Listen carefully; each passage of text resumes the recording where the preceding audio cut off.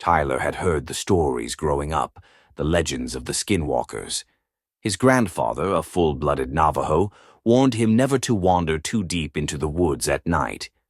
They watch, they wait, and if they call your name, you must never answer, he had said. But Tyler wasn't a superstitious man. Now, at 23, he was back in Arizona visiting his grandfather's old home after his passing.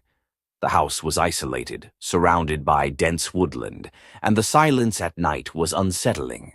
On his second night there, he heard something outside his window, a voice, thin, breathy, wrong. "Tyler, come outside." His blood ran cold. He recognized the voice. It was his grandfather's. But that was impossible. "Tyler, it's me." He hesitated, then crept toward the window. Through the glass in the dim moonlight, he saw movement. A hunched figure stood at the tree line. It looked like his grandfather, but not quite. The limbs were too long, the head tilted at an unnatural angle, and the way it shifted from foot to foot was jerky, inhuman. Tyler backed away, his breath shallow. He remembered the stories.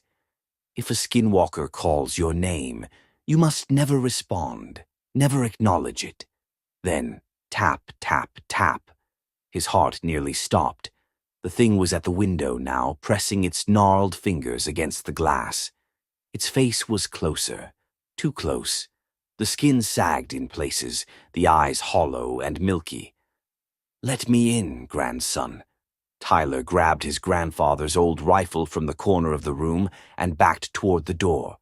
His hands shook as he checked the ammo. He had no idea if bullets would work, but he wasn't going to wait and find out.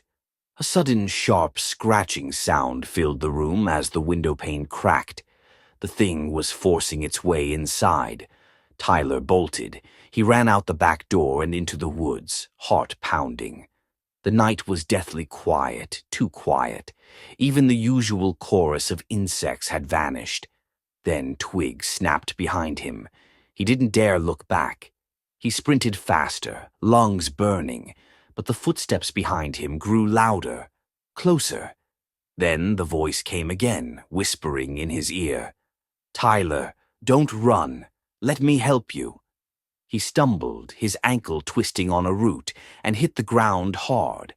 Rolling onto his back, he saw it looming over him, a distorted mockery of his grandfather, its face stretching and twisting, the mouth too wide, grinning.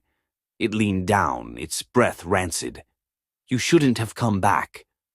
Tyler opened his mouth to scream. And then nothing. The next morning, a group of hikers found his abandoned truck. The house was empty, the door hanging open.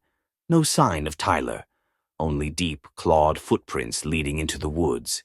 And in the distance the wind carried a whisper, thin, breathy, wrong. "Tyler, come outside."